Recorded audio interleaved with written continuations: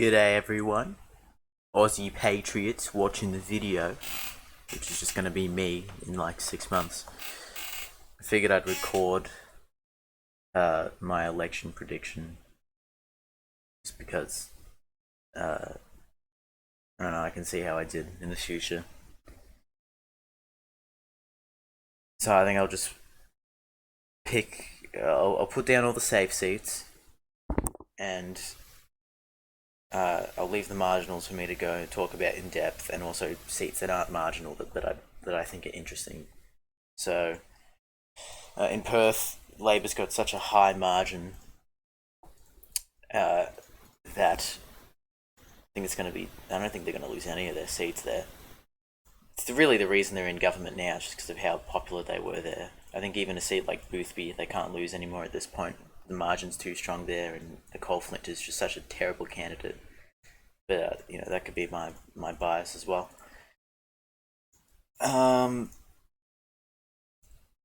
Yeah, I wanted to just record this because otherwise it'll just be rattling in my head constantly, and I've had enough of that, really. And also because I'm going to be 100% right with all of my predictions, and so just wanted to get this down on tape so that I could boast about it in the future.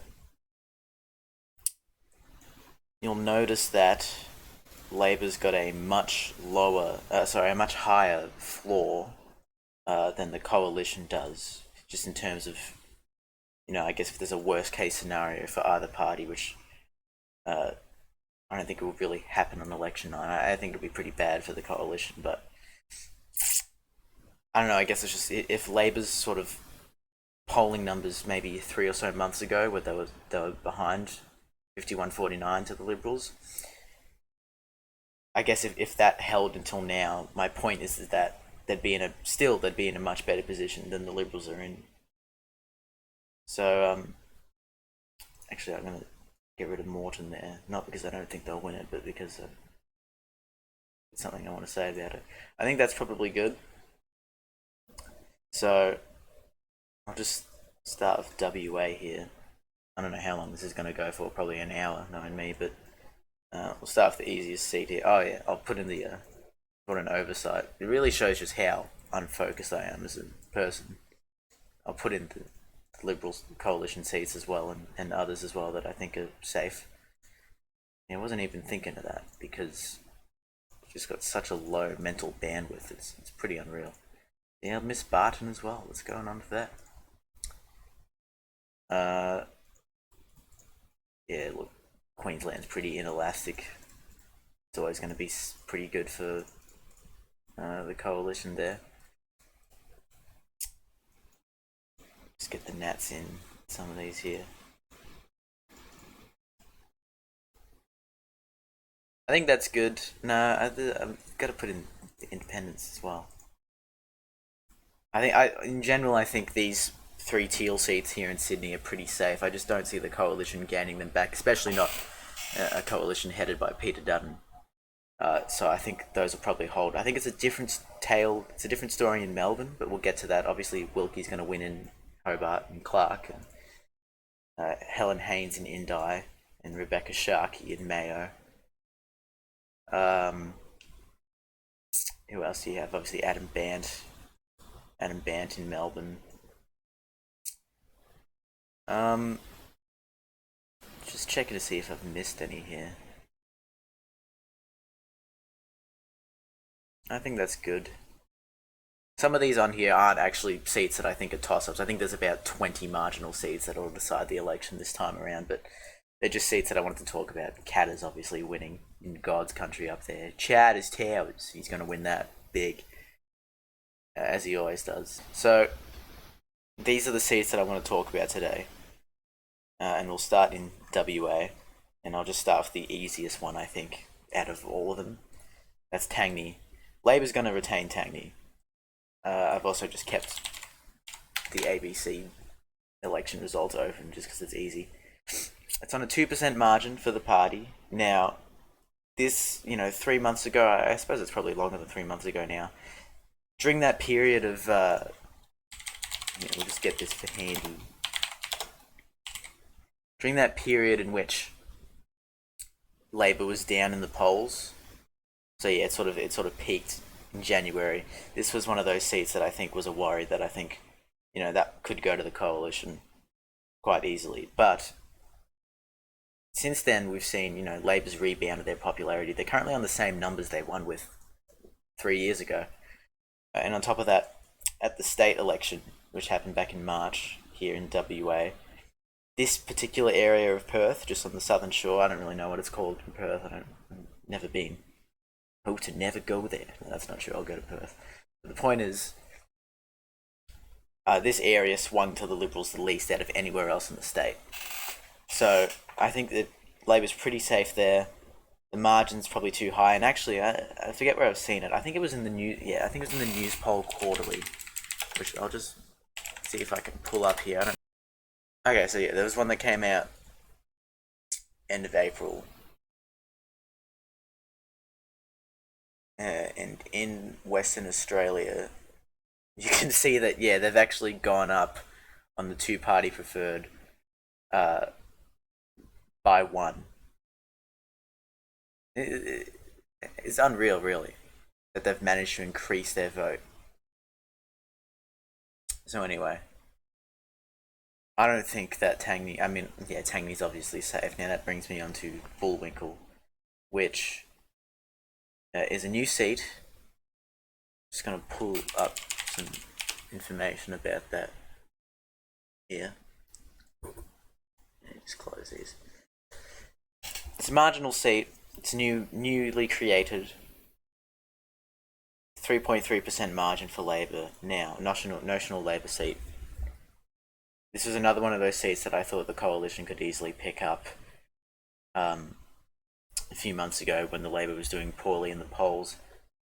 I never really thought the WA Nats had much of a shot here. Now, obviously they won big in this area at the state election. I'm not sure they won big, but they did alright. I don't even think they met their targets really. But no, I mean, look, they nearly had official opposition party status again. So look, they did alright. And I know that the WA Nationals, which I'm just going to mention, they are separate from the Federal National Party, who are in coalition with the Liberals. This is a separate entity. It's sort of the same idea, but in a different ideology as well. WA Nationals are running Mia Davies, who was the leader at the state level for the Nats. She's extremely popular, so I've heard. I don't know much about it. And she's running here. Now, honestly, I just think Labor's going to get in just off of their own numbers. They're doing too well in WA to not, especially when it's a notional seat by 3%. Now, in this area, in the seats that were contested at the state election that sort of fall into the same boundaries, I don't have them on hand, so I could be completely bullshitting, but I promise I'm not. They were mostly either Labor versus National contests or Labor versus Liberal contests, which means that they do have a foothold in the region. So I think just they're going to get in. I don't even think it's really debatable at this point. They're obviously going to win the seat. Now that I've said that, they won't, because I've never been right about an election prediction ever, which is why I tell everybody that I think it'll be a massive Liberal Party majority landslide. But anyway, we've got Moore, which had a Liberal running, and then they had it was an extremely marginal seat. I gotta pull it up.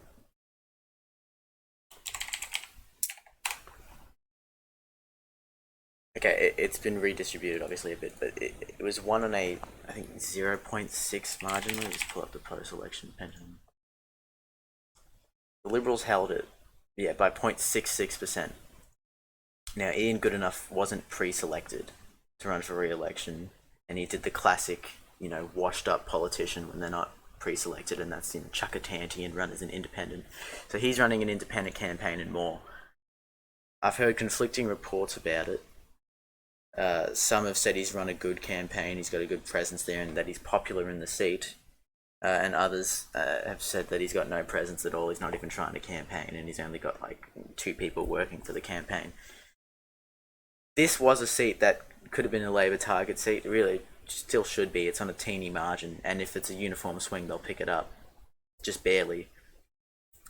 But I don't know. I feel like there'll be there could be sort of the Ian Goodenough fans that vote for him and then preference Labor over the Liberals. I don't think Ian Goodenough's going to make the two. He could, in which case, I think maybe he could win. In general, I'm just going to put it with the Liberals. I'm not really sure about it though, but I can't be running a strong campaign, and I don't know. I feel like Labor it's not really been a target for them as much as other areas, and fair, that's fair enough. That's how it should be. They're doing all right in Perth, So I think the Liberals will just win that. We've got Canning. This is Andrew Hastie's seat. He was already marginal. It was on a 3.6% margin at the last election, in which Hastie narrowly got back in, and it's been redistributed. We got to go to 2025. Yeah, it's now down to a 1.2% margin. It's been cut in half, and so this could have been there would have been a target seat, and this could have been a seat that Labor has won, but I think they've probably realised too late that they have a shot there. I think that Hastie would probably just get in based off of name recognition alone, and it'll be extremely close, probably be narrow again, but I haven't really seen a concerted effort from Labor to pick the seat up. Plus, Hastie's going to be like the new leader of the opposition, probably. Probably Angus Taylor, but it could be either of them. Here in Forest, which is, sort of an affluent, the Margaret River wine country, I guess, that sort of thing, Mediterranean climate, there is an independent running. I think it's a Climate 200 candidate. Let's just see here. It's a marginal seat, and yeah, they've got Sue Chapman, who is a Climate 200 candidate. At the last election, it was marginal, and it was a contest with Labor. I don't think Labor would be picking up this seat at this election. They haven't had that much of a swing to them. Again, second huge swing. So I've heard people saying, and the Independent didn't run last time around, but I have heard people say that there's a real strong chance that the Teal picks this seat up. I don't know. I guess it just fits the bill of a Teal seat demographically. I don't really know any other reason. You'll soon realise it's very uneducated. But anyway, I've heard people say that it could be a Teal pickup. I don't really know about that. I feel like the Liberals will probably just get in there. But apparently she's running a strong campaign. I don't know. I really don't have a clue. Oh yeah, and then Curtin is the most marginal out of all the Teal seats, as you can see. We'll go down here. It's 1.2 margin. Still, not bad actually for an independent who's picked up a heartland Liberal seat. I think she'll probably hang on there, Kate Chaney, just because, the Liberals haven't exactly done very well. They haven't improved their primary. They've actually gone backwards on their primary, and they haven't improved their TPP at all, which just makes me think that it's out of the question for them to sort of regain a marginal seat like this. On a good night, I think the Liberals would be in with a strong chance here, but I don't think that's the case this time around. And Dutton's not even campaigning for the Teal seats. He's going right for Labor heartland. He's not even trying to win them back. So I think, I'm sort of back and forth on this. I think all the Teal seats will probably hold. But anyway, I'm getting ahead of myself here. We'll check out the Northern Territory. And we'll start with Solomon up here, Darwin. Now, it's held on a pretty safe margin. If we just see here, so it's something like a 9-point margin. Lou Gosling's on a 9-point margin Used to be more marginal, but he had a big swing towards him. This seat actually swung hugely to the Country Liberal Party at the Northern Territory election last year. I think it was to the tune of 58 to 42. So I think probably could see a big swing to the Country Liberals in both of these seats. If we're just talking about Darwin at the minute here up in Solomon, I could see them getting a big swing because they're obviously Labor's not popular there at all in the slightest. But I don't know. I tend to think his margin's just too big there. Labor's margin's too strong. It's a 9-point seat. The redistribution is barely cut it. I think they're on like 8.6 or something. I just got to check that now because I've said it. 8.4. Fake news. So, I think they'll probably do well. I could see them maybe going back down to the more marginal, maybe 53 or 54 on the TPP up there, but I think they'll hold on. Lingiari is an interesting one because it is an extremely marginal seat. You can see it was won by Labor at the last election with 0.95% of a margin on the TPP, on two-party preferred. I sort of had this mentally categorized as a seat that was just lost regardless at the next election, whenever that may be, for the Labor Party. I don't actually think that now. It is a pretty line and ball seat. Obviously, it's swung to the Country Liberals, but it swung much less to them than Darwin and Palmerston did at the state election. Not the state election, but the Northern Territory election. The reason why there was such a big swing against Labor, I think, in Lingiari here, I just want to get the exact number, is because there was an extremely popular local member there, Warren Snowden, who retired prior to the election. It was a 4-point swing. He retired at the last election, and so he had a decent personal vote that went with him. I think that the current member is going to have the sophomore effect, which is just that when it takes the Australian electorate probably about 3 terms to fully get behind pulling the trigger and voting out a party, a government, or just a local member. It's kind of odd for a country so hateful towards politicians. They give them the benefit of the doubt. So that's what they do, and that's what the sophomore effect is. Basically, people usually hold on in the second term and then start to get in trouble later. The other thing with Lingiari is that Aboriginal turnout has declined pretty heavily, and you saw that at the Northern Territory election, and it's been happening since the Voice referendum. I think a lot of them felt pretty down about the result and how it didn't get up, and so now they're sort of dejected and uninterested in I mean, I can't speak for them obviously, but it's just reports I've heard from Lingiari is that they're less engaged in politics in general, and I don't blame them. I think that's pretty sad, really. And so that could be an issue for Labor there, because obviously they vote overwhelmingly for Labor. I don't actually know the exact breakdown, but there's a reason it's been a Labor seat for a while. So that could be an issue for Labor. If I had to pick, I'd probably just say that Labor is going to retain that because, I mean, voting's compulsory. I don't really know. Now on to South Australia. There's really not many or any marginal seats in this state at all. Boothby, which is the one that Labor picked up last time around. I hate when YAPMS does that, when it just is all pixelated. They haven't fixed that since they launched a new website. Now, Boothby was the seat that Labor picked up at the last election. They have a pretty healthy margin there, 3.28%. I've just got to check if I have no, I don't have that. I need to find a link for the Redbridge MRP, so I'm just going to do that on another monitor real quick.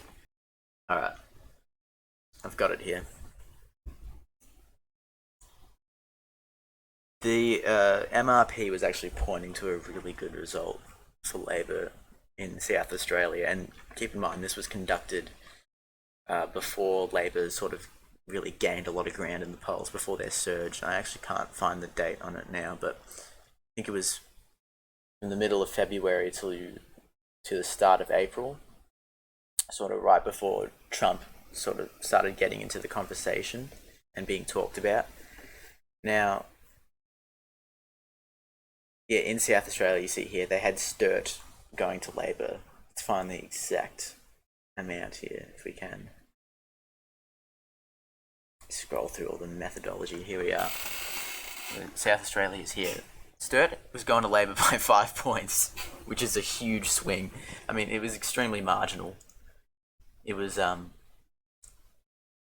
won by the Liberals. It was won by the Liberals on a 0.4% margin. So it was extremely close, but that's still a rather big swing, actually. And obviously, yeah, the Labor state government there is extremely popular. There was an opinion poll that came out lately that had Malinauskas beating whoever the Liberal guy is, obviously not David Spears. I don't know who they replace him with. 85-15. Like, it's pretty dire for the South Australia Liberals. So they've obviously got a big swing in Sturt off of that. In Boothby, yeah, 5-point margin again. So obviously that's why I just have Boothby in the safe Labor category. And obviously they're running Nicole Flynn in Boothby now, and like, probably is my bias against her, but she's just a terrible candidate. I don't think she can win. And in Sturt, I think it's going to Labor. And I've been saying this even when they were behind in the polls, just because I thought they're so undeniable in South Australia. They're too popular there. There's no way they can't win the seat. And now everyone else seems to be reflecting that opinion. Okay, now as we're sort of getting into the big deal here, here's the actual states that matter, that these seats will decide the election. And by decide the election, I mean decide between a Labor minority and Labor majority. We've got Tasmania, which I can't really wrap my head around very well. It's always very hard to pick Tasmania because they got that maverick streak in them, you know? And they're always bloody changing their mind about who they're going to have represent them. In a seat like Braddon and Bass, I think Braddon actually... Did they break the curse, or not the curse, but the trend? How long has Gavin Pearce been in Braddon? I think both of so the last federal election in 2022, both Braddon, which is the seat here, and Bass, which is this seat here, were heavily tipped to go to Labor. It was just obvious that it was going to happen, and then it didn't. Which means that these seats both broke the trend of always swapping what party represents, and basically whoever won in one of these electorates would be voted out at the next election, and then whoever won at that election would be voted out at the next election. That was broken by Gavin Pearce here in Braddon, and obviously Bridget Archer in Bass. Now, I think I should probably, didn't mean to do that. I should get the YouGov MRP up as well. Even though there was issues with their MRP, they sort of tended to try to skew it to the centre, so you got these massive swings, like 9 points to the Labor Party in a seat like Gippsland, which just it's not going to be replicated federally. Bass was it okay? It wasn't the YouGov. Yeah, that's right. I was just getting it up in case it was on. It was on the Redbridge here. They had Bass being picked up by Labor. Pretty strong swing as well, 53-47 on the TPP. Could happen. It was obviously an extremely marginal seat last time around. It was decided by 1.4%. But I think I've seen a lot of this happening in Tasmania, where they'll have Labor picking up Bass but losing Lyons. I don't see that as possible. I think if one goes, the other's going as well. I think that Bridget Archer is a very popular local member there, and she does have that sort of maverick streak in her, where she actually crosses the floor a lot to vote against her party, or to vote differently from her party. and I think that will probably just benefit her. She's got that name recognition now because she's been in for 2 terms, which is uncommon for this sort of electorate. I could be really wrong about this. I probably will be wrong about this, but I don't know. I don't see it happening. Now, for this seat over here, for Braddon, the Liberals' margin there, it does appear really strong on paper. It's an 8-point margin. It's pretty big. I'm actually curious what Redbridge was saying about this. They were saying, okay, so it's going to be sort of go down to a 4-point margin. I actually think that's legit. I think that's probably what's going to happen. See, the Liberal Party margin here is really inflated, actually, because there was a controversy with the Labor candidate there. And really, it should probably just be down to a 4% margin. That'd be more in line with the seat. They are running a high-profile candidate, Labor. She used to be a senator for Tasmania. And, you know, that might do well for them. I think it'll get it down to a 3-4 point margin here in this seat. Just because of how inflated the Liberals' margin is, but I don't know if they'll be able to pick it up. Now, I wanted to mention the issue of Morgan's Gate in Macquarie Harbour, which is this lake, big harbour you can see here, this big body of water. Obviously, the Greens are campaigning pretty heavily on it. I couldn't tell you why. It's obviously not going to be a big vote winner, but they are. I think Labor's done pretty well at just sort of towing the line on it. I mean, really, who does care about some bottom-feeding fish? But anyway, that's beside the point. We didn't see that kind of outrage about koalas in southeastern Sydney. But anyway, southwestern Sydney, sorry. I think it'll be a Liberal seat. I think their margin will go down, but I don't think Labor can pick it up. Now, Lyons it's one of those seats that I really don't have a clue about. I don't know what's going to happen in Lyons. This obviously was a very narrow win for Labor. It was 0.92%. And it was one of those seats like Lingiari that I just sort of wrote off and thought that'll be a Liberal pickup when the election happens, just purely based on the fact that no party has increased their amount of seats going to re-election for the second time. And I just thought it's one of those ones that were just gone because Labor's sort of in their vote has sort of stabilised in Tasmania, and it hasn't increased. And you saw at the state election there, they didn't do well enough to. I guess they could have formed minority, but they wouldn't have done it.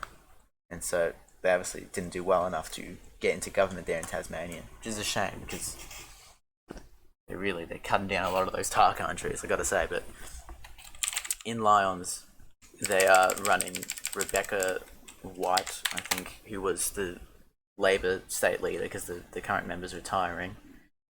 She was the state leader for Labor at the last Tasmanian election, so I think she does have sort of name recognition in the area, and I think she's probably quite popular. Obviously, she won re-election. She resigned as Labor Party leader just because it's part of their constitution. If they don't lead the party to government, they resign. And now she's running federally in the same area. I don't know Susie Bauer. I don't know who the Liberal candidate is. She was on some cancel and then didn't win last time or at the Tasmanian state election. Let's just see the results. So she got a decent swing to them.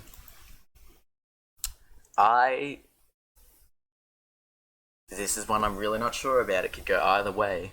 Tasmania's pretty fickle like that, but I have a feeling Lyons is just going to go to Labor just off of the back of Rebecca White's popularity. She's high profile enough that it'll happen, I think.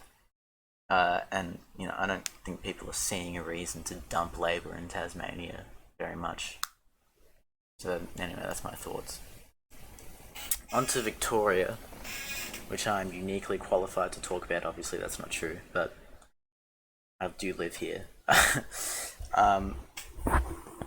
Just a few thoughts about the state. The state Labor government is very unpopular, or I guess they're not that unpopular. It depends who you talk to. Some polls have them at 55-45 to the Liberals, losing. Redbridge recently came up with 51-49 to the Liberals. they are in the position where they could recover enough, and that they do have a pretty big buffer. Like, if we just this is getting really off track here, but we just look at the results of the previous state election. They won another massive landslide. They gained an additional seat. When the media was freaking out about how unpopular Dan Andrews is, he picked up an extra seat. They've got a pretty big buffer now where they can do pretty poorly in terms of just the general vote, but hold on to enough seats that I guess it'll be a minority Liberal government. I'm not sure. What I do know is that Jacinta Allen is very unpopular, and she has that sort of feeling that I guess Joe Halen did in New South Wales, and obviously someone like Julia Gillard, where she's obviously just there because she's been installed by the internal party machinations of the Labor Party in Victoria. I don't have an issue with her. That's how politics works, but it's different from the people that are in because of their talent. Like someone like Dan Andrews, who was just uniquely talented to the point where he could win these massive landslides while everyone thought he was a dickhead. It didn't matter, they'd still vote for him because he was able to cut through the media and just talk to Victorians, and he was capable of defending his government's position to the hilt. Jacinta Allen doesn't do that. She has, I'm just thinking of the most notable example in my head, where she walked back on her promise to raise the age of criminal responsibility to 14. And obviously, Sky News came in and 3AW and they said, the fucking crime in Melbourne is out of control. Just like how it's the same tactic they pulled in Queensland with the Labor government up there, and the second that the LNP got in, they shut up about youth crime because it is a purely political issue. They don't actually care about it. Obviously, yes, it's an issue. I don't like people are getting stabbed in Melton, but it's a lot more complex than that, and it isn't something the government can just fix. Now, walking back on the age of criminal responsibility was extremely dumb because I think the Liberals were campaigning for 10. Think about that. We're gonna arrest the 10-year-old, chuck him in jail, are we? Well, that's what they were campaigning for. And the Greens obviously wanted it at 14, I think. And so Labor reached this compromise of 12 that pleased absolutely fucking nobody. So it was stupid, but that's the point I'm getting at. She does a lot of that, just because I don't think she's as talented as Dan Andrews is, and they should spill her and put in someone else. I don't really know who, though. I don't know if there's much. I mean, I'm assuming there is a lot of talent on the Labor Party front bench, but I don't know any of them because I haven't paid any attention at all. So there you go, anyway. All that to say that Labor has been experiencing severe unpopularity in these western suburbs of Melbourne, this area. And, I guess out to Sunbury and that. That was going to be an issue, and we did see sort of a few months ago the Liberals probably... I mean, they're unpopular everywhere was sort of the argument. They're unpopular everywhere in suburban Melbourne, and so there was this idea that, okay, the Liberals could pick up Bruce, they're obviously going to pick up Aston. I don't think Labor's got a shot at holding Aston, but I'll explain why later. They could even pick up Chisholm. I don't really know why Chisholm was ever in the conversation. I just don't think it's going to happen, but once again, we'll get to that later. There's these sort of seats out here in West, and we saw at the Werribee by-election that their vote was significantly hampered. Not enough for them to lose, and I have my own theories about that, but that's unimportant. Point is that they were on the rocks out here in Western Melbourne. The issue for the Liberal Party with that is, you see these seats here, Lawler, Gellibrand, even Fraser, they're all safe Labor seats, to the point that they can handle like a 7-point swing in some cases to the Liberals. They'll survive. They'll still hang on there. Whereas the actual marginal seats in Victoria, which is sort of these mortgage belt seats that John Howard really... Well, I guess first it was Peacock, I think. Anyway, is that one election where Hawke lost a bunch of the Victorian seats. These sort of areas, the mortgage belt, that have sort of been Liberal Party heartland, that are now marginal, seats like Deakin and Menzies, there isn't the same anger towards the Labor brand over there as there is in the safe western suburbs, which means that Labor can hold on and even pick up seats out east. And recently I actually saw Kos Samara saying that Labor's really rebuilt their brand and they've recovered with voters in the area to the point where this swing against Labor that's been hyped up by the media and talked about for ages it might not even happen anymore. It might have just gone. It might not even be an issue anymore for the Labor Party, which would be very funny. Just gonna get some water, 1 second.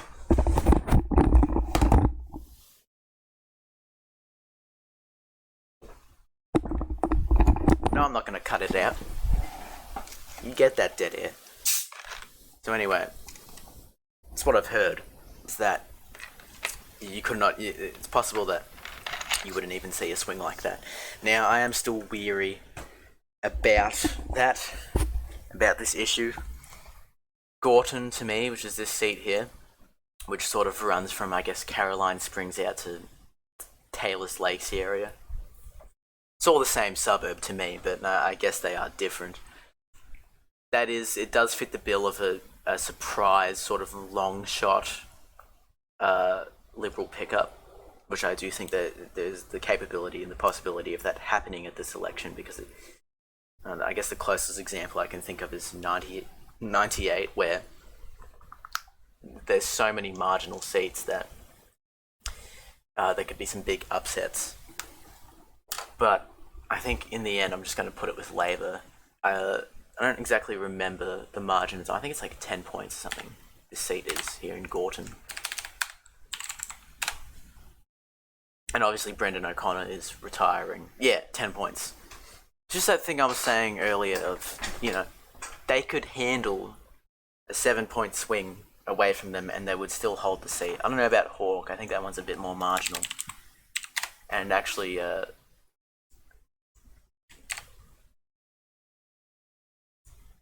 don't know what I did. And actually, it's a 7-point margin. I'm just curious now how the redistribution changed that. Okay, not at all.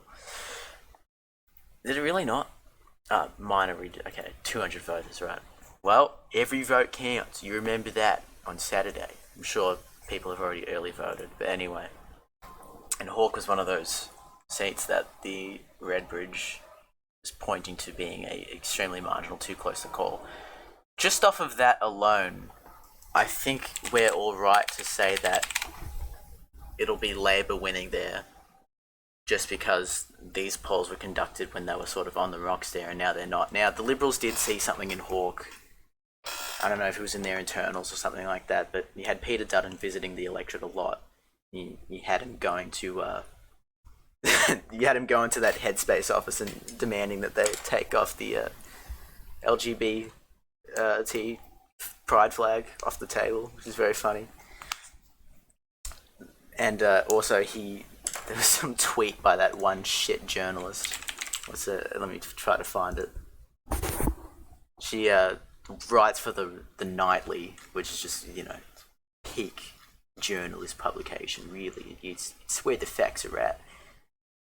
I'm sure she's deleted the tweet by now, but it was something like, Peter Dutton comes into his own, talking unscripted to supporters, which is just him addressing Liberal Party volunteers in Hawke. Wow, what talent. You could speak to them unscripted. I'm actually just saying that they had John Howard with Peter Dutton in McKellar, which is a teal seat, so I guess they are trying last minute to gain those. Here we go, I found it.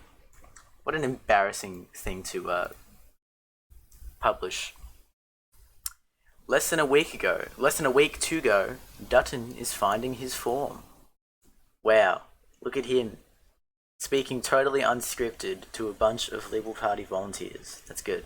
That's good stuff. You can tell they're undecided because they're all wearing the Liberal Party merch. Hell yeah.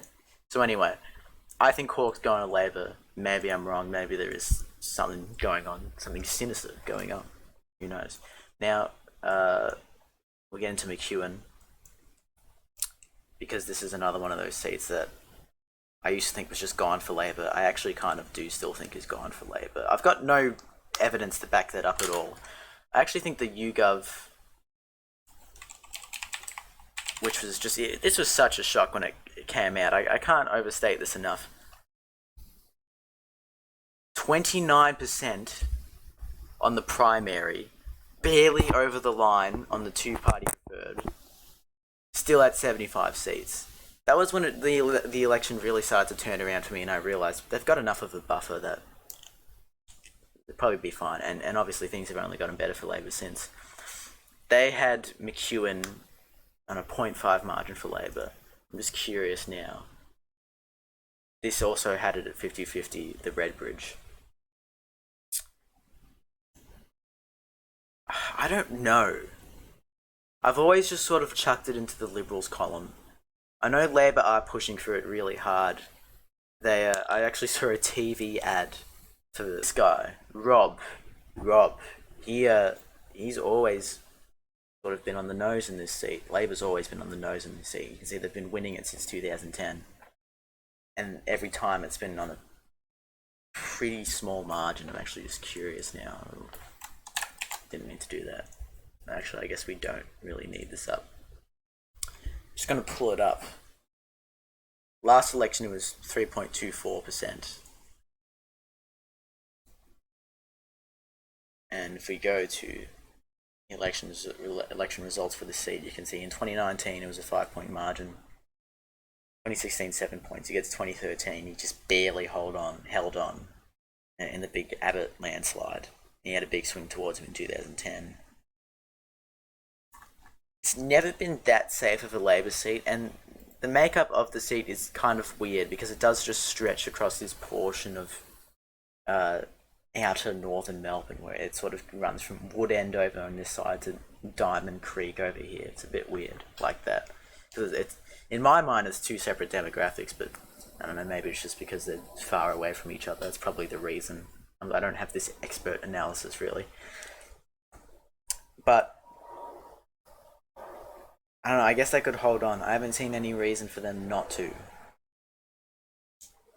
I'm just assuming... it's just that thing of... God, they have to lose a seat somewhere in Victoria. I still think that.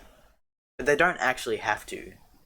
Just that they've gone down from, 54 to 51.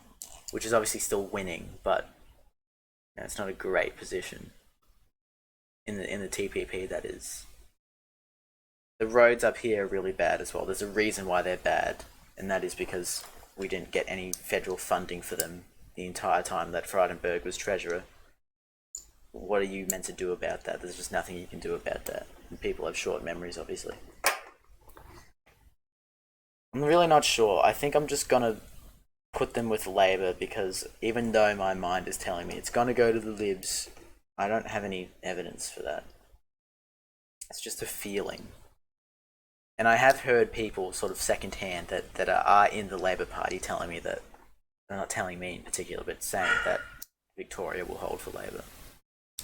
Which, when they were saying that, it was definitely not going to hold for Labor, but, things have smoothened out since then. But anyway, I saw a TV ad. This is what I was saying. I saw a TV ad for Rob Mitchell in this seat. I don't live in McEwen, by the way. I don't live anywhere near it. So, I'm not sure. I guess they're just blanketing the Melbourne television market with those ads. It's pretty interesting, though, to see just a random, provincial seat have an ad for them. I think I'll talk about Alex Dyson in Wannon. I don't know what it is, but I've always just this election been inclined to never have independents picking up seats. Kaup is another example that I'll talk about later.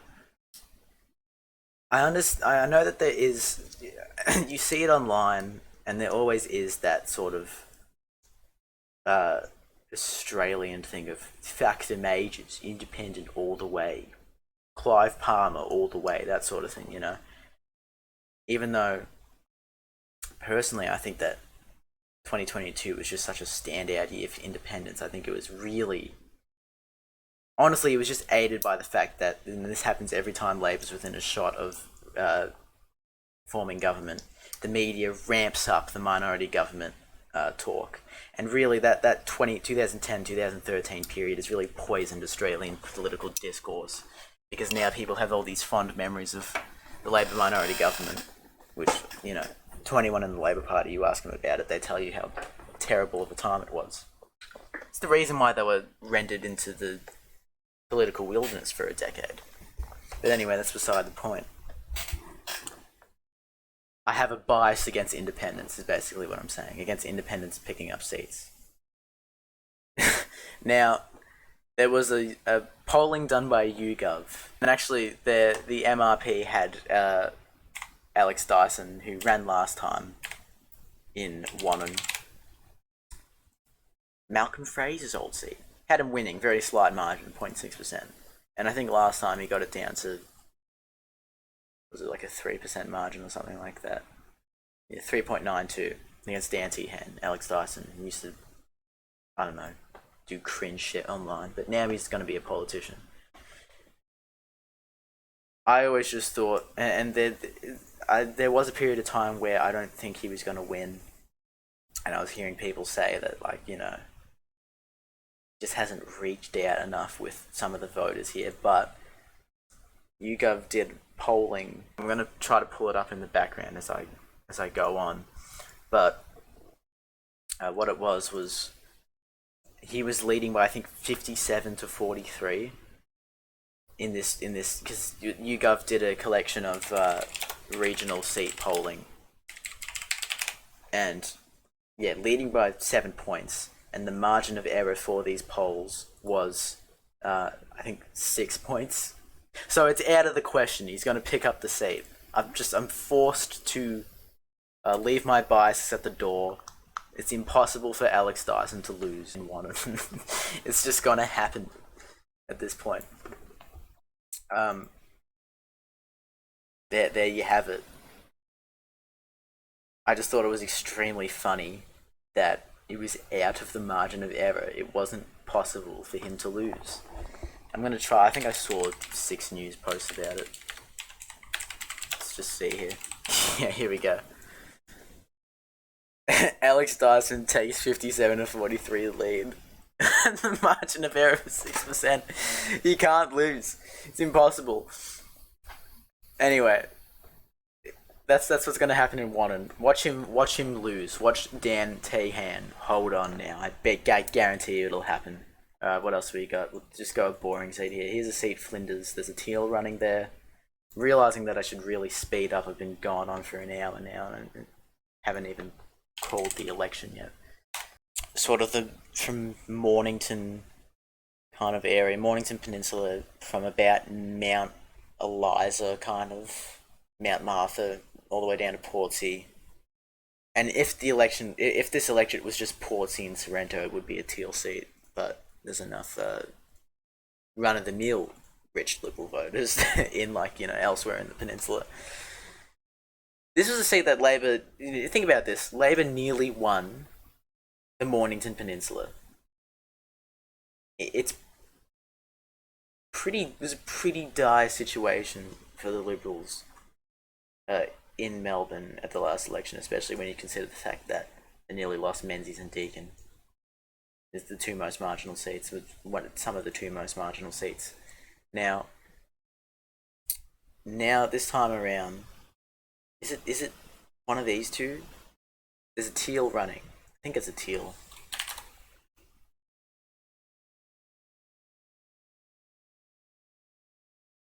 Ben Smith. There's a teal independent running. I haven't seen any polling on it besides, I guess, MRPs, which I don't think tell you much because they take last year's election results, and so you'll have a high independent vote when there's not even independent running. But you can see here there's not really much of a desire to have an independent in Flinders. Let's look at the Redbridge. It's a Labor Liberal contest. So yeah, I don't think the Teal's going to win there. I think the Liberals are going to hold on to that. Bruce is a pretty marginal electorate. And it was one of those ones that the coalition it was line and ball for them. They were going to pick it up, 4 months ago now, 5 months ago. Labour has recovered their position. Julian Hill, I think, is popular. I'm not sure, the local member there. And on top of that, the Liberal candidate was just huge mistake. Basically, there's a lot of Afghanis living in Bruce. He's just essentially gone into hiding. Um,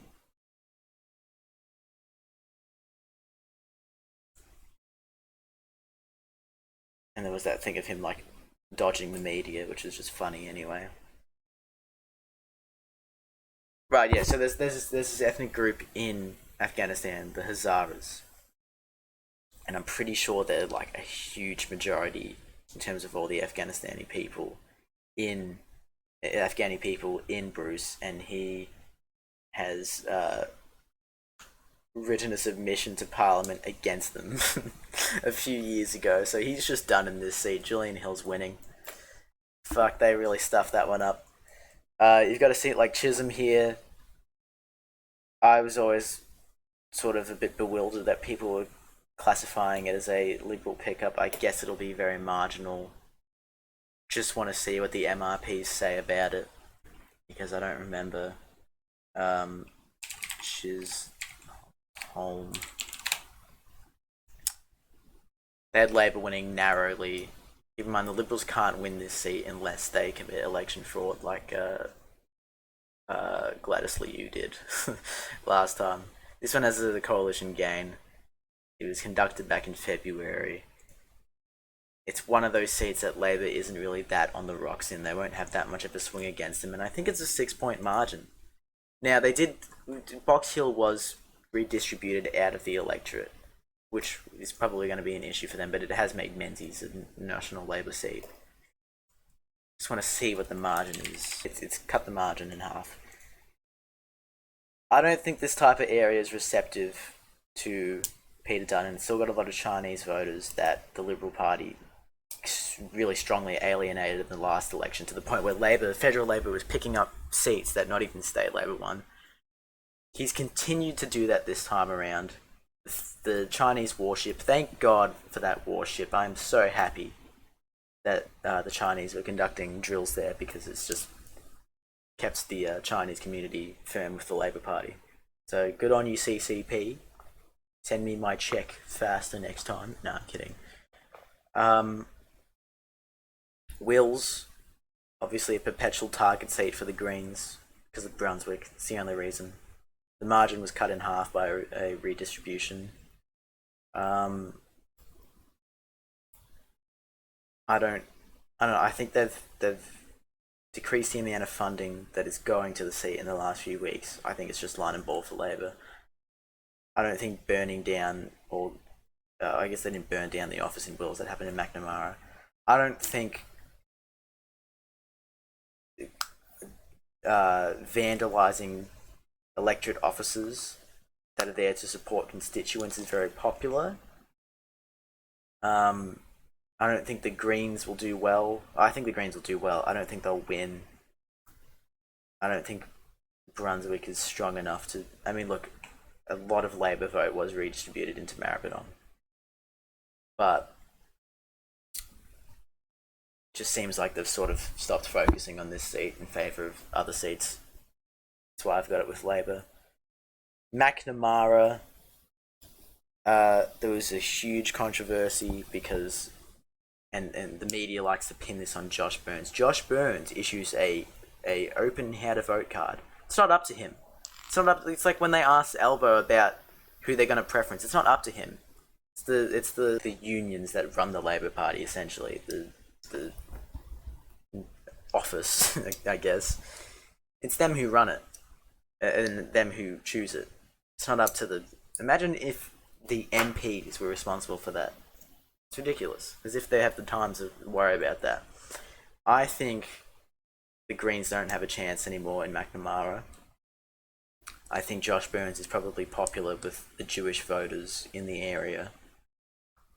I'm curious. I wonder how much the Paran electorate overlaps with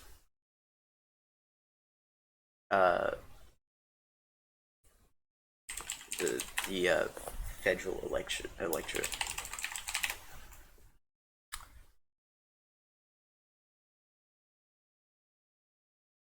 Okay, so it does actually incorporate a bit of Windsor as well. Yeah, okay.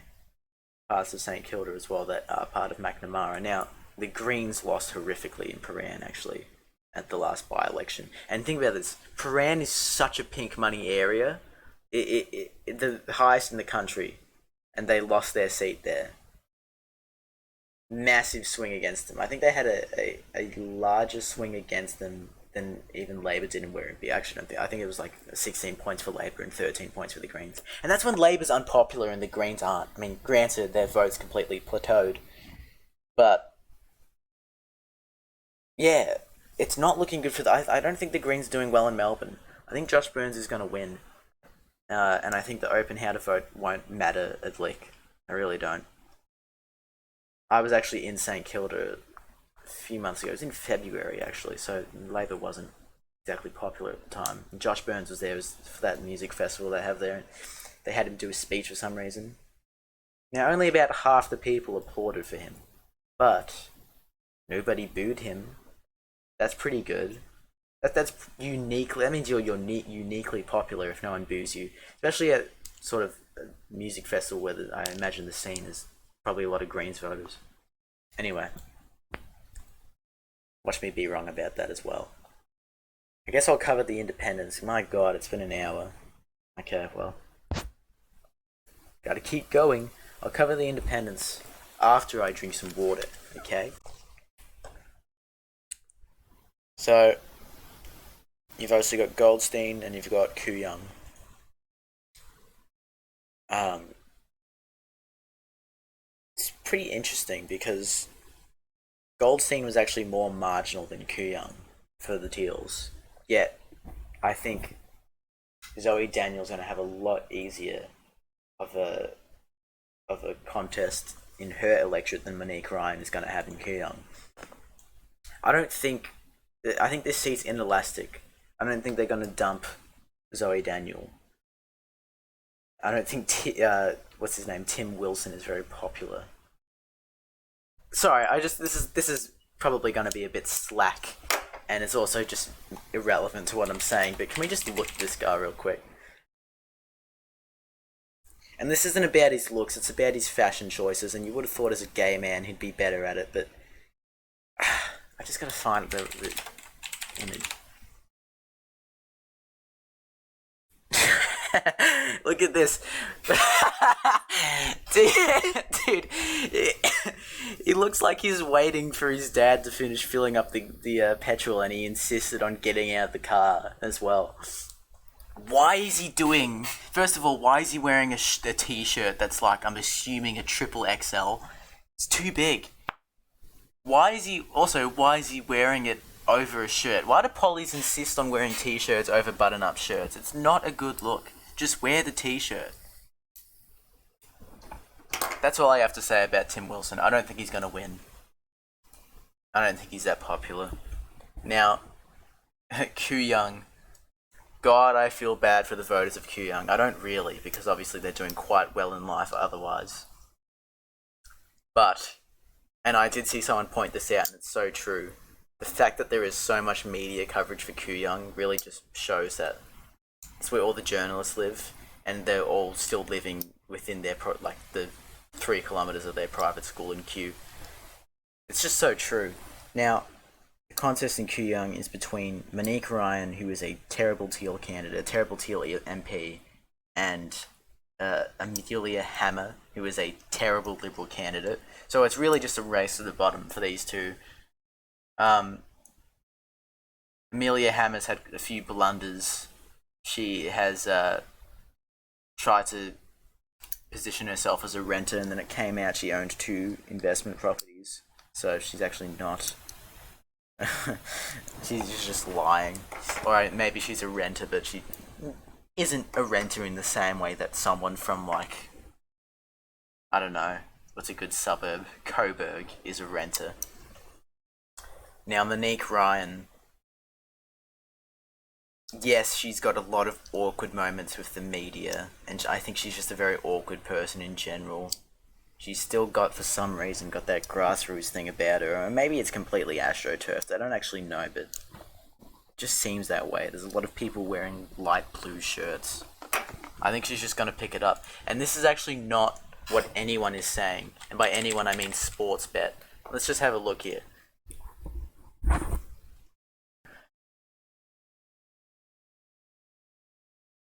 We got to go down to Victoria here. They think it's going to be a coalition win. Granted, they're both pretty close to each other. But I just think that the Liberals, their candidate is so bad. And yeah, look, Monique Ryan's awkward, but she always has been, and it didn't stop her last time. The MRPs think that Kooyong is going. The Redbridge thinks that the Liberals are going to pick it up, but that's when they were doing better overall nationally, both on the primary and the two-party referred, before the primary went backwards and before they lost all their gains in the TPP. I think both are just going to go to the Teals.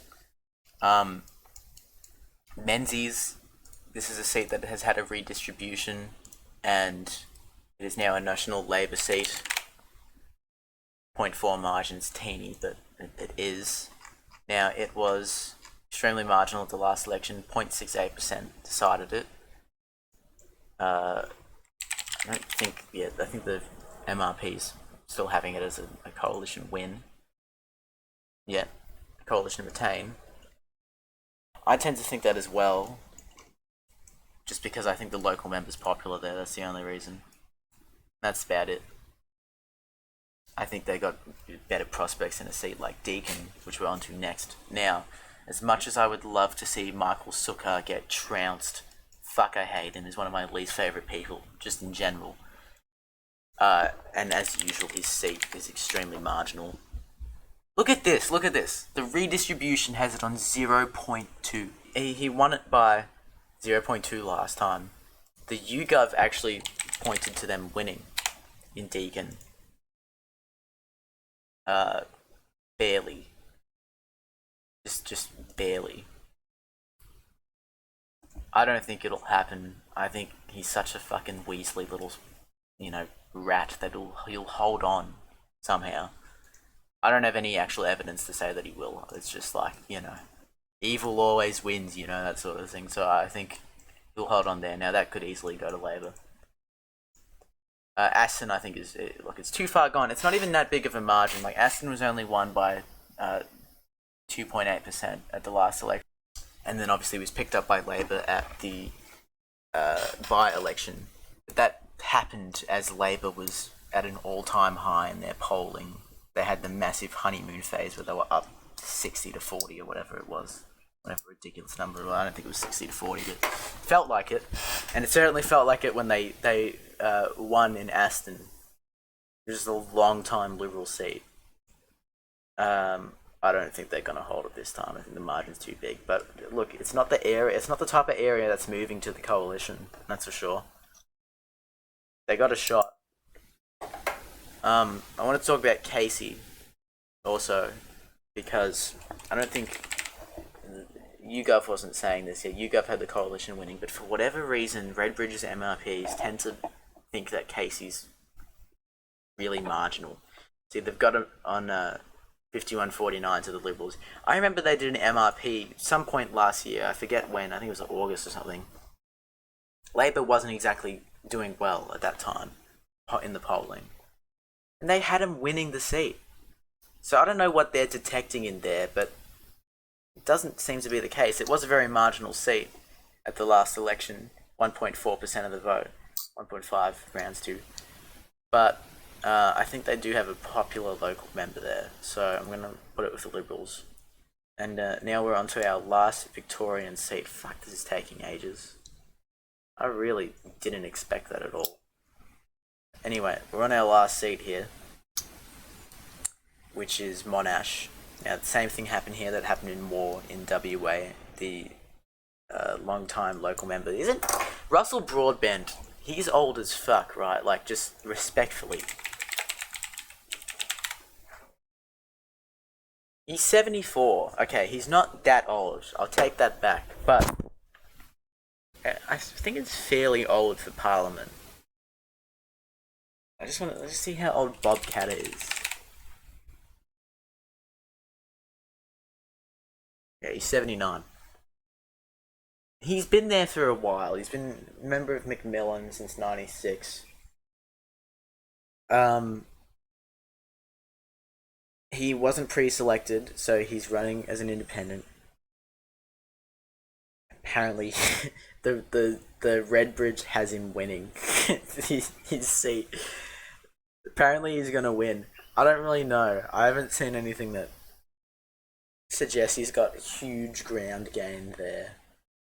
Yeah, Monash. To the tune of 2 points as well. How about that? And honestly, I kind of see it. I feel like, Labour does alright in Monash as well. And, in a good year, they could easily win it. It was a 2.9 point margin last time round.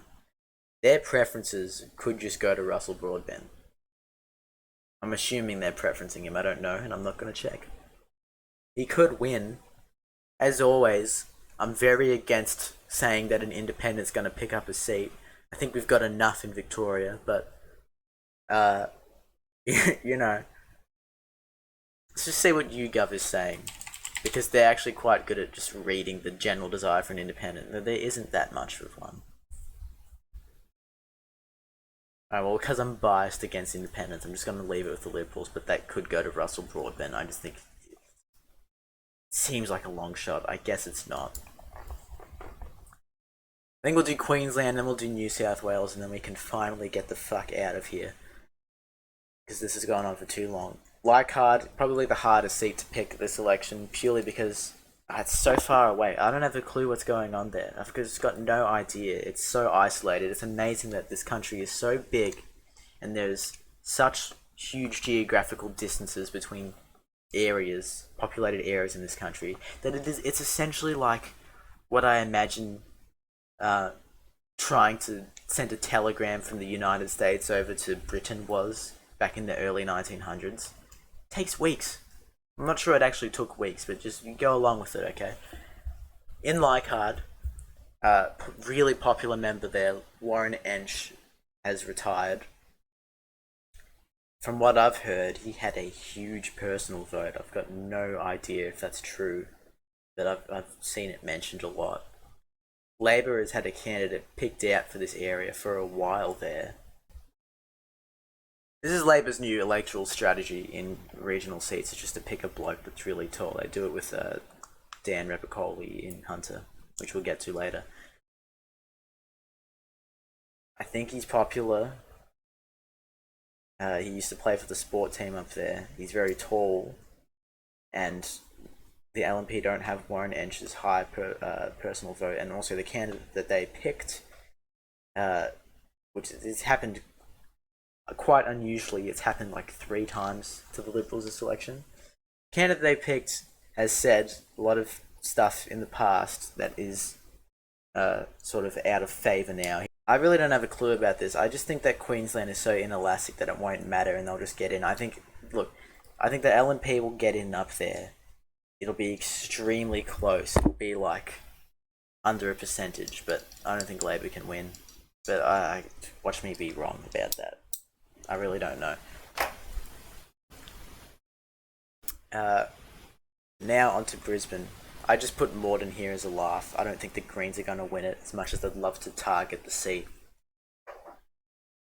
They don't realise that they're about to lose Brisbane and Griffith, and so they're trying to go for Moreton, because they did okay there on the primary last time. So obviously, target seat, just like Sturt in Perth, which I didn't even mention. Anyway, Dixon, we'll talk about the fucking Gold Coast seat. There's a teal running here in McPherson. Don't know if they're gonna win. Of course, you know what I'm gonna say. Nah, they're not gonna win.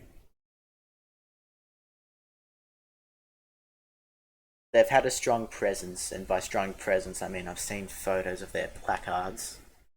Let's just see what these reckon, because I just think that they are good at sort of measuring desire for an independent, and previously the independent has been inflated. The idea of an independent has been inflated because, in general, Australians just like the idea of an independent poly for whatever reason, and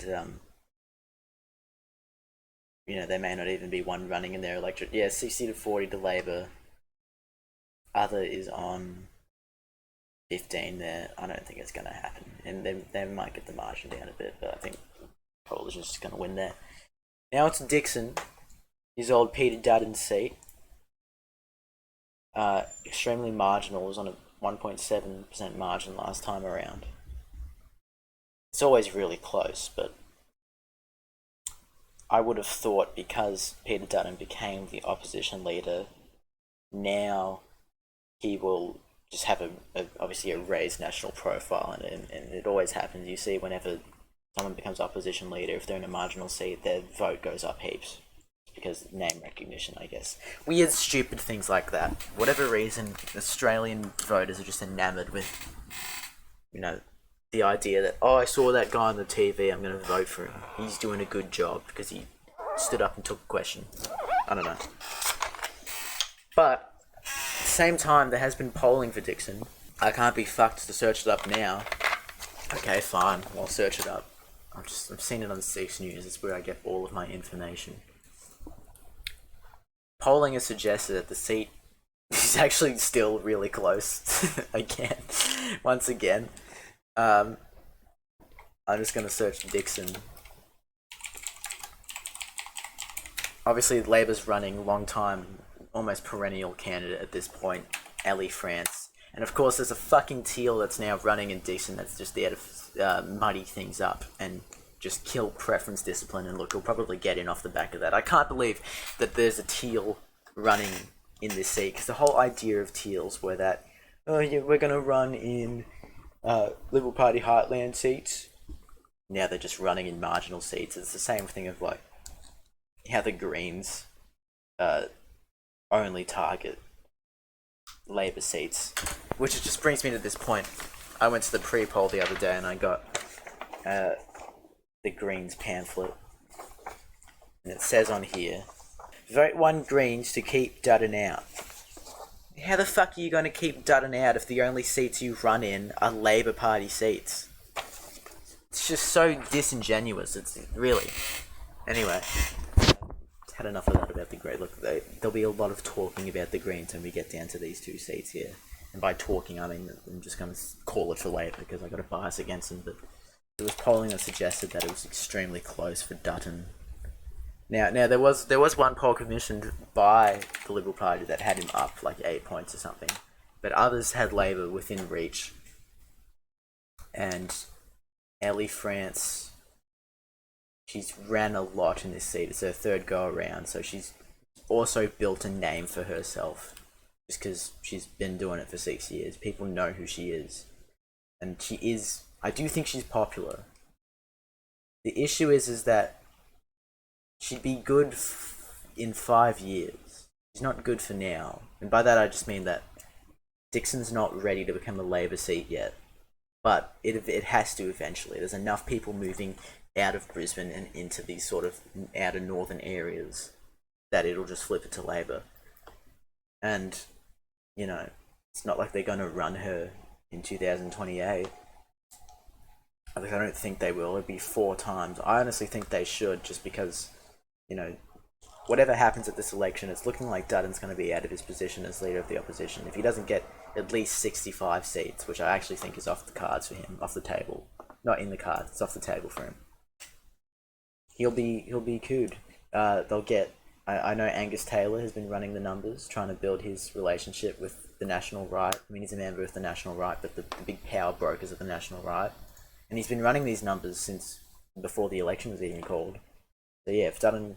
I was kind of under the impression and of the belief that, look, if Dutton can even get it up to 60, or just increase their seats at all, they should keep him, because, if you increased your seats, even if you didn't win, you've clearly got something going for you. You could even lose... They could go back... The Liberals could go backwards on seats. I think he's gone unless he reaches 65, which is just an unrealistic expectation for him. But, I guess People had him at around 70 a few months ago to form minority government. I don't think they'll do it. The point I was going to make is that if Dutton is kicked out of his leadership position, he's either going to retire during the term or at the next election, in which Labour actually have their chance to install a generation of Labour in Dixon, and I think Ellie France should be the person for that just because she's got such a name recognition. It would be illogical in theory to run a candidate that's lost 4 times in a row, or 3 times in a row for a 4th time. I just think they should do it. Because no one else could do it. Watch me be wrong. Watch them run some random in 2028 and we'll smash it. But anyway. I've got Dixon for Dutton as much as I would like to see him lose. And as good as that would be, because, you know, it's not like the Liberals have any talent in the wings waiting. And, you know, that Pierre bloke in Canada lost his own seat. I don't know, it doesn't mean anything. Here we go, I found it. UComs, here we go. It's a Peter Fitzsimmons tweet, unfortunately, but that's alright. UComs, Jesus. UComs had Elliot ahead, 2 points.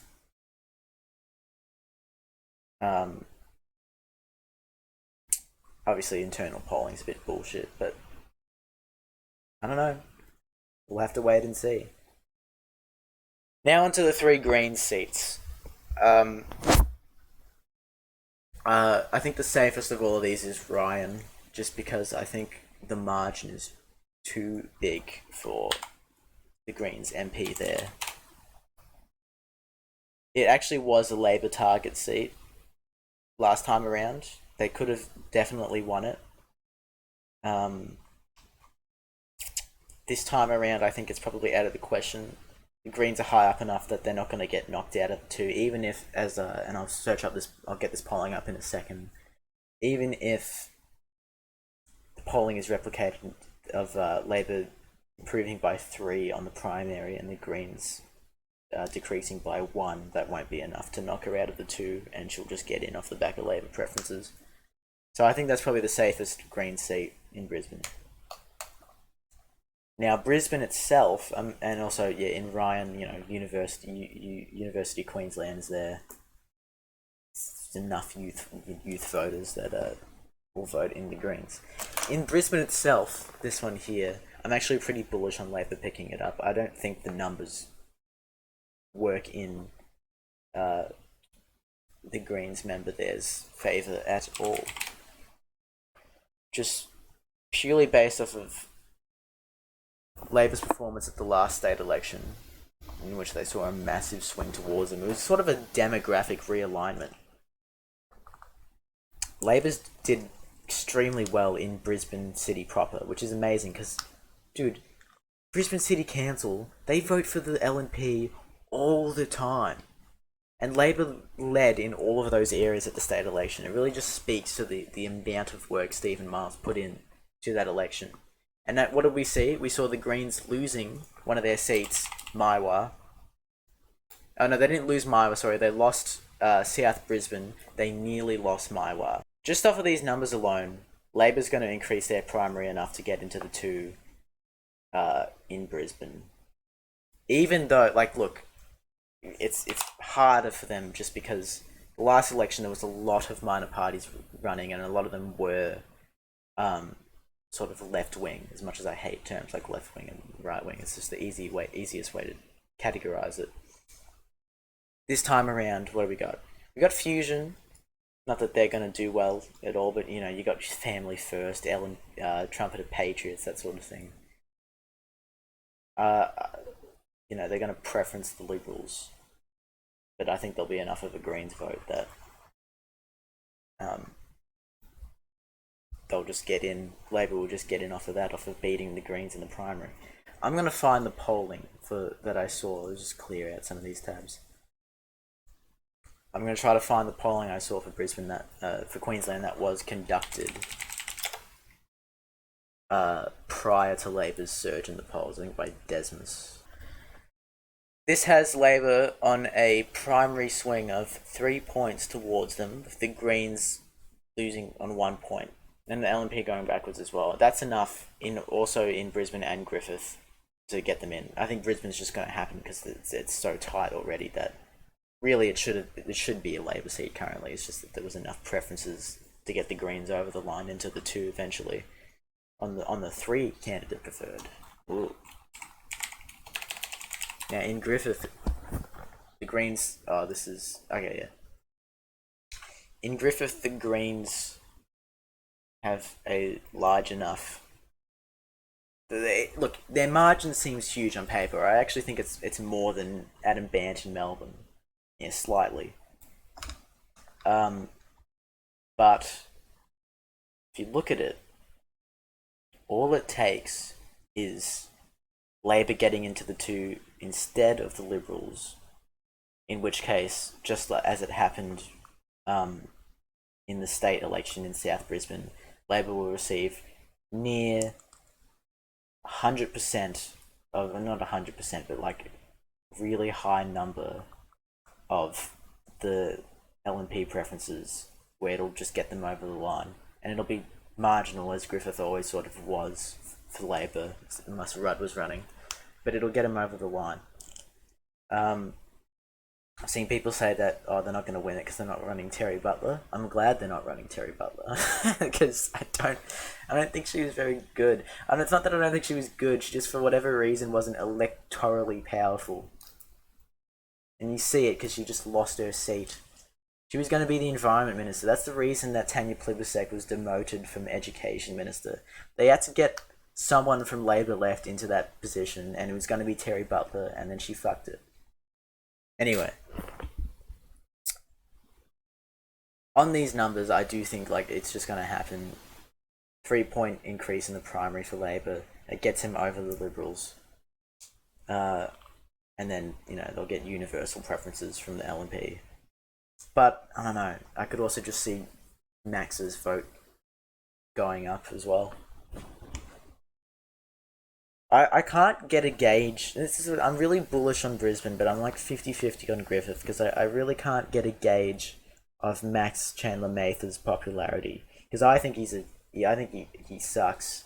And I think a lot of Australians hate the bloke as well. He's just so smug. He's just everything I hate about the Greens into one person. But anyway, I'm not sure if he's popular in Brisbane. He very well could be. I don't know. What I do know is that the Greens feel worried.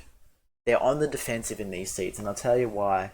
If you look at any of their placards, they've taken the teal branding. They're trying to market themselves as independents. And this is different from when Labor will market their candidate as an independent in fucking Kurnell. Like, it's Scott Morrison's old seat. They're not going to win there. But, in a seat where they should be popular. I mean, they pulled off an amazing thing in winning 3 seats in Brisbane. I didn't have that in my cards for the last election. They seem to be on the defensive. Just another thing on Brisbane.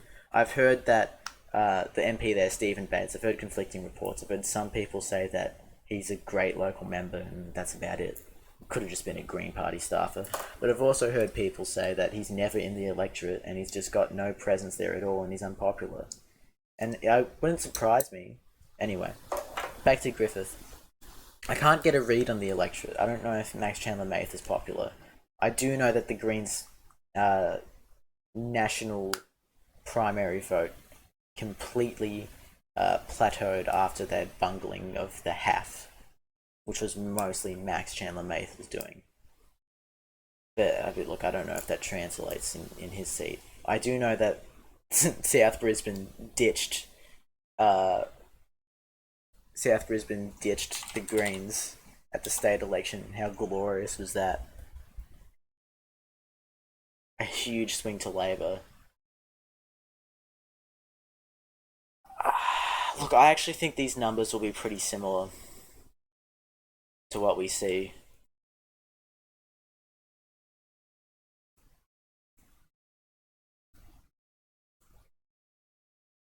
I'm 50-50 on it.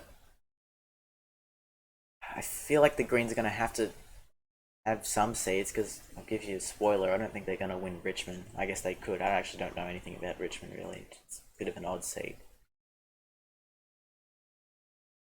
I'm just going to go with what my heart wants, and I'm going to have Labour winning Griffith. Just because how good would it be to see? It'd be better than when we saw Tim Wilson trying to act like he hadn't lost his seat last time round. Max Chandler Mather loses his seat. How good?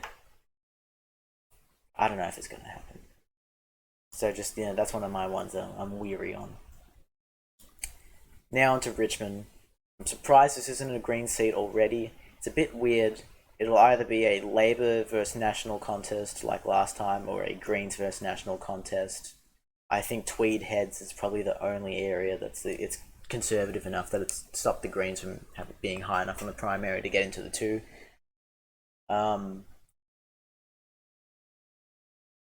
It's like Byron Bay's not voting for Labour, are they? I guess not. Justine Elliott has been there for ages. I don't know why. I guess she has a high personal vote. Look, I don't.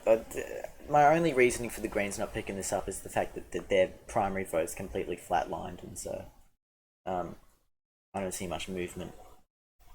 Cowper, as usual, I never think that an independent's going to pick up a seat.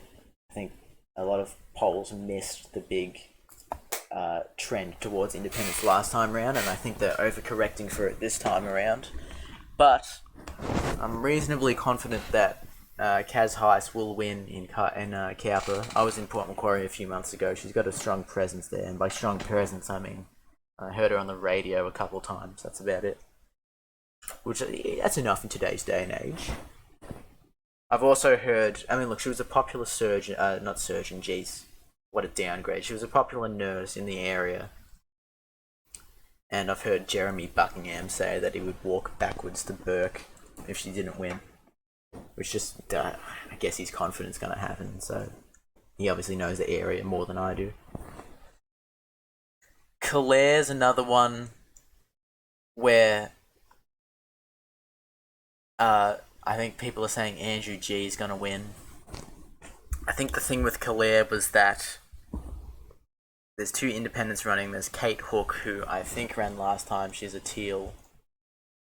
And then there is obviously Andrew G, who left the Nationals. Yeah. I've heard people say that a lot of the sort of independent vote came from people upset with the Nationals. And so now they'll just say, oh, that's right, we'll just vote for Andrew G. He's an independent. And so I think he'll probably make it into the two. I think Kate Hook's preferences will probably go to him. Basically, what I'm saying is I think Andrew G is going to win Clare, as insane as that sounds. It should just be a national seat, but look, the area has voted independent in the past. What's the guy's name? Peter Arden or something like that. Not Peter I don't know his exact name, forgive me. Let's find Clare.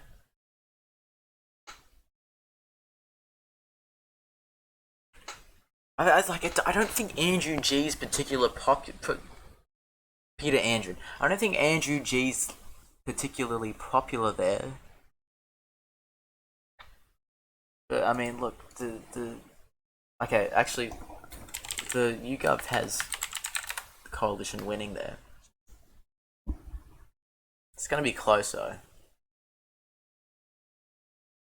Let me just have a look at. Okay.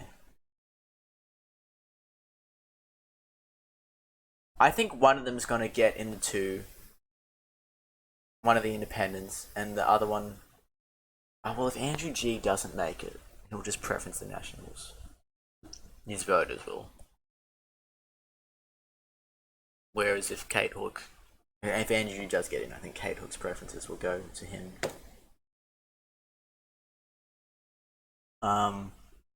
Look, just to be different, I'm gonna have it in the Nationals column. Even though I think Andrew G. I don't know if he's popular. I don't know, and I can't be bothered finding out. We can't find out. We just have to wait and see. Hunter, I was pretty bullish on Labour winning this one. I mean, dude, look at this guy. He's one of, he's just so tall, Repacholi, and also you can tell that you cannot media train this bloke, and it works to his advantage. Every time he stands up in Parliament, you know that it hasn't worked, and that's what Labour needs more of that. Um, he likes burgers, as you can see. It annoys me a bit. I like burgers as well, but I think, there's a point where it's too much, and it's just like, just go live in America. But anyway, I was pretty confident he was going to win, and I actually saw Costamara say that if he was going to put his money on anywhere, he'd put it on Hunter, the odds aren't good for Hunter. I think he's just more of a figure of speech, but it makes me confident that he's going to win there. But I don't know, man. They had that poll. Once again, I'm going to try to find it. Let's close out of this. They had that poll that had One Nation candidate Stuart Bonds doing pretty good there. And if you remember, he was the same guy that ran for One Nation last time around in 2019. Did extremely well in the seat. He nearly won it. That was with Joel Fitzgibbon. Now, yeah, that was part of that slew of YouGov regional polls that they released. Had them like at 25% or something on the primary, something ridiculous like that. And if he gets preferences from the Nationals, which he will, because countrywide, the coalition has directed their preferences to One Nation. The first time they've ever done that, really. He could win. So Labor's primary was on 35. It'd be useful to pull up the numbers from last time around. Labor's primary is on 35.8, and One Nation's is on 25.3. If they get into the two, they'll get the Nationals' preferences and they'll win, I would have thought. But also, you got to acknowledge that most of these One Nation voters are just disaffected coalition voters anyway. Look, I'm going to leave it with Dan, but I'm just saying, watch for One Nation in Muswellbrook. Okay. Paterson here. I actually think it's come back around to being a Labour seat, but I really don't know why. Look, it was one of those seats that was obviously just going to be an easy coalition pickup when Labour wasn't doing well in the polling. And I've been to Paterson. I'm surprised it's not One Nation heartland. It really should be. There's just no reason for it not to be. I guess there's just enough hippies at Port Stephens that it votes for Labour. The YouGov had Labour winning. I'm sure the Redbridge had the Libs winning. Narrowly, I guess.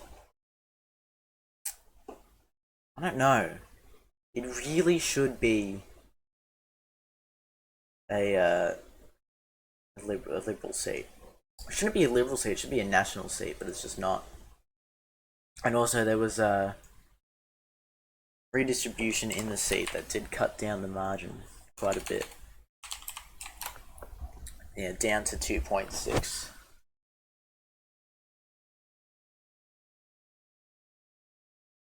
They're really not that strong on the Central Coast. Yeah, it slipped from 3.3 to 2.6. I'm just to be different, I'm gonna put it in the Liberals column. Here we got Dobell. I actually don't think Dobell is gonna go. I think it's a Labour seat, but there was a weird sort of outlier poll that happened in the Redbridge MRP that had Dobell going to the coalition pretty strongly, but also had Robertson sticking with Labour. It's very odd. Won't be replicated. If one goes, they all go. That's sort of what happens. Trying to find Robertson here. Robertson was too close to Corbett. It's going to Labour by 1 point, which is probably what's going to happen in real life. Dobell's an outlier, it's sticking with Labour, and I think Robertson's gone to Labour as well. I actually don't think I think it's out of the question now. Sort of the Gosford area.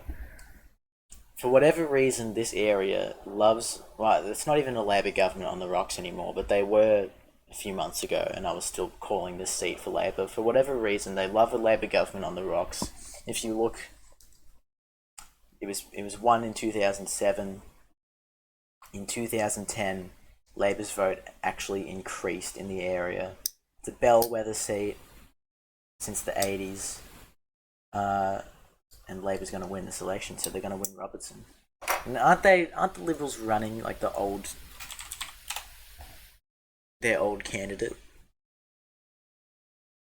Yeah, Lucy Wicks. She's not gonna fucking win. Okay. Barawa. Now, here's the deal with Barawa. There's a teal running. Did you know? Whoa. I'm imagining that it's like pretty overstated. That's actually a much. I thought it was a really strong margin. There's a teal running. Tina Brown.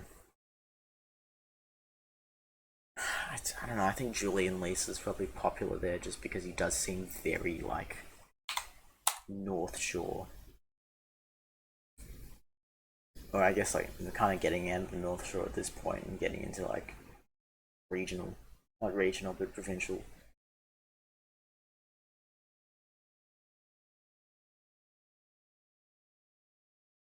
Let's just see what the MRP said about it.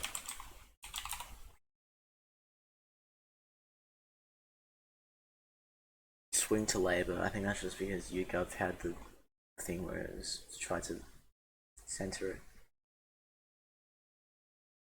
Coalition retain. Alright, I'm putting it with the coalition. We got Bradfield. Takes in a lot of old North Sydney, which actually would make you think the Teal would pick it up, but I feel like there was a lot of talk about how Bradfield was the one seat that missed the trend last time. Let's just see here.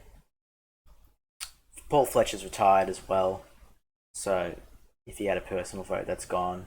4.2%.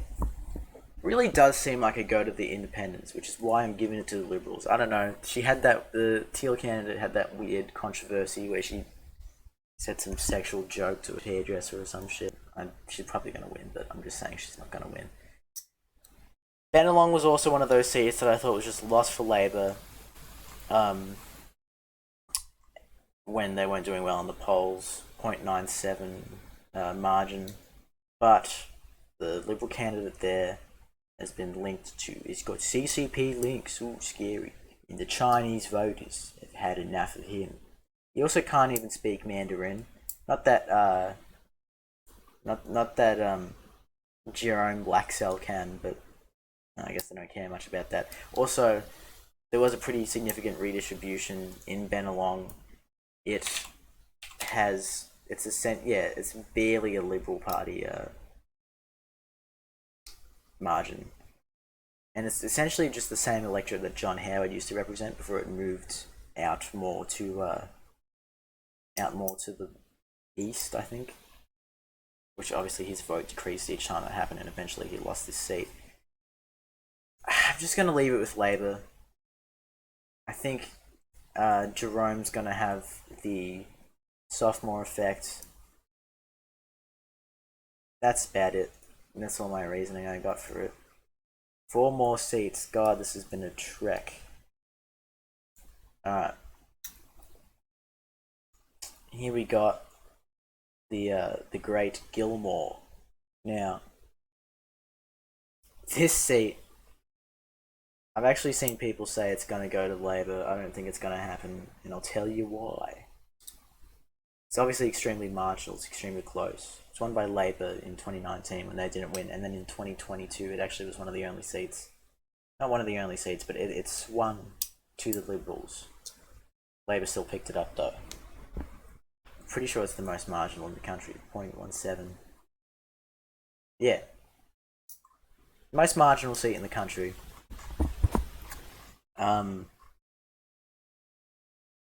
This entire area was on fire during the Black Summer fires.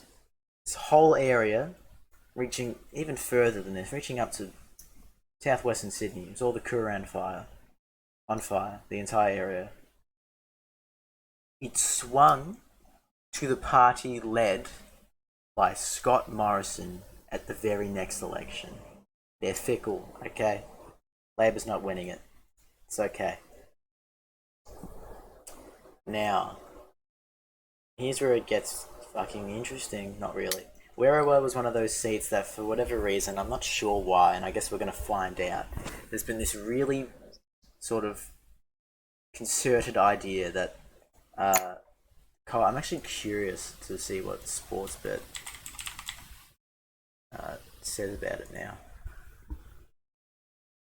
There's been this concerted idea in the polls that the coalition's going to pick up Werriwa, and I don't really know why.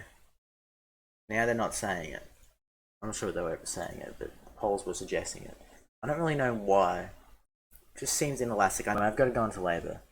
Fowler, I'm not sure about Fowler. Look, I was really fucking mad that the Labour Party tried to parachute Christina Keneally in there instead of just going with Tu Lee. Because, you know, they clearly thought, I mean, she lived up here, right? They clearly thought she was good enough of a performer in Parliament to do that. I don't.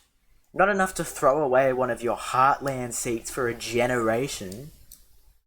She's not that good, you know? And I don't even care about parachuting candidates. I don't give a shit. I think it's stupid that people get so into localism. It only, like, look, the Australian political system's pretty good. But that is one of its drawbacks, is that you get people asking federal members, what are you going to do to fix this fucking bit of pavement in the road? Well, it's not up to them. Ring the mayor or something. Don't even ring the mayor, you know? Look, it's a method, it's a tool to get people into federal parliament, is that you've got to do it locally just to have a democracy. But it makes people, like, they're just stupid. Like, I know a lot of people now that are not voting for Labour, or I think I've managed to convince some of them. They weren't voting for Labour. I know this is a person that exists in real life. Get this.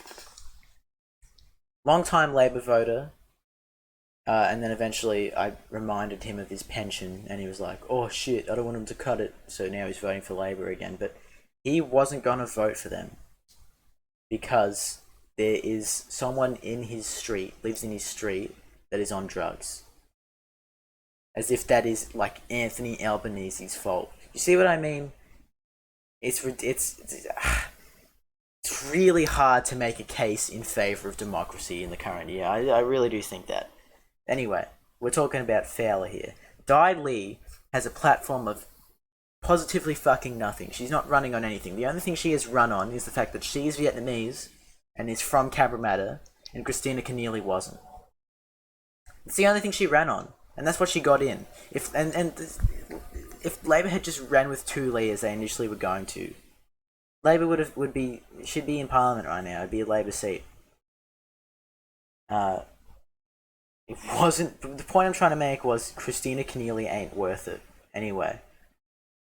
Now, at the time, it seemed to me that they're just sort of thrown away this seat for a generation. They've gotten the taste of voting independent. Now they won't want to go back to Labour, even though Tu Lee's got fucking nothing in her platform. I couldn't tell you a single thing she's done. And on top of that, she used to be a Liberal. Just a Liberal plant. That's essentially it. I wouldn't be surprised if she just, like, was kind of controlled opposition by the Liberals. Not controlled opposition, but controlled competition, I guess. I thought Fowler was gone. I still actually think Fowler is gone. But Sky News is reporting this, right? Get this. Polling a few months ago had Labour down, I think, 58 to 42. Now it's 50-50. It's pretty remarkable because they're running Tu Lee this time. It was unnecessary to, I still think it's a wasted potential, but that's beside the point. And I've heard from people in the Labour Party, once again, second hand, I haven't heard directly from them, but they reckon Fowler's going to be won by Labour. It could happen. It really could happen. So that brings me on to my final seat. This one I'm quite excited about. This is Hughes. This is Craig Kelly's old electorate. On a 7-point margin at the last election. And that was actually with a swing towards Labour. Recently, the seat has been redistributed, right? check this out. Margin's been cut in half. Down from 7 to 3.5 in half. Now, essentially what that means, I think we should just get up a map, actually. The way that Hughes has now transformed as an electorate is it has taken in more of these sort of Ingleburn, Macquarie Field areas that are really safe for Labor, like Macquarie Field. If we just have a look at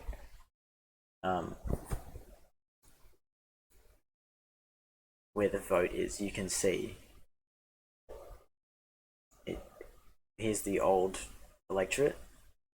This new area is entirely safe Labor, right? Macquarie Fields. It's an extremely safe Labor seat on state level as well. And it's ditching a lot of the Shire, which is obviously Liberal Party heartland. It's shedding a lot of that area.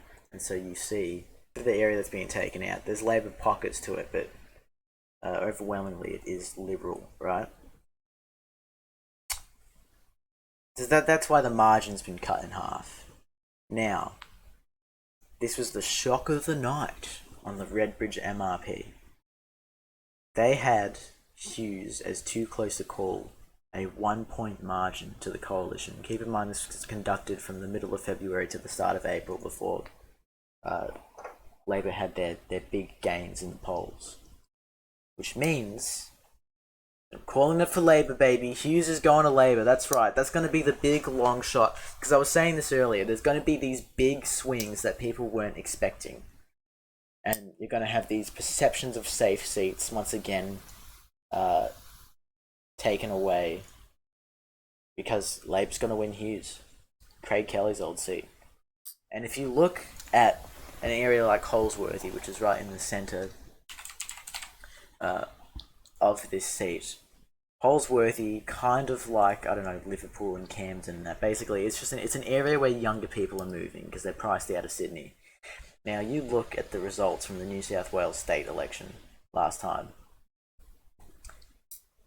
They nearly won Holsworthy. This is a safe Liberal seat. 0.4 margin, right? And on top of that, I don't have that Newspoll quarterly up anymore, but it had Labor increasing their vote in New South Wales, which is pretty wild. Like, their vote's gone up in New South Wales, which I really didn't think was going to deliver for Labor last time round, and it actually did quite good. I'm calling Hughes for Labor. I'm actually not calling this election for Labor. I think it's going to be a massive Liberal Party landslide majority. But in a theoretical universe, Labor's going to win Hughes. Look, they probably won't, but just to be interesting, I'm putting it in their column. That's my prediction. 79 seats.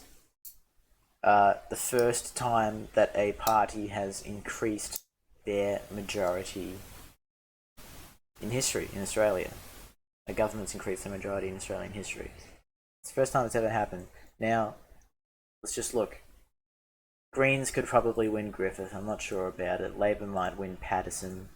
Liberals might win McEwen. There's a few seats that I'm not sure on. You know, Lyons, that sort of thing. But overall, Labor's in a really strong position. I think they're going to get it done in a hypothetical universe that isn't ours because they're going to lose. That's my prediction. You'll notice, not great for the coalition. It has them on 56 seats. It has them going backwards. I don't know what to tell you. That's my prediction. I've been going for 2 hours. What a fucking waste of time. Jesus Christ. Anyway, that's my prediction. Can't wait to see how wrong I am on Saturday. Shiver the arm.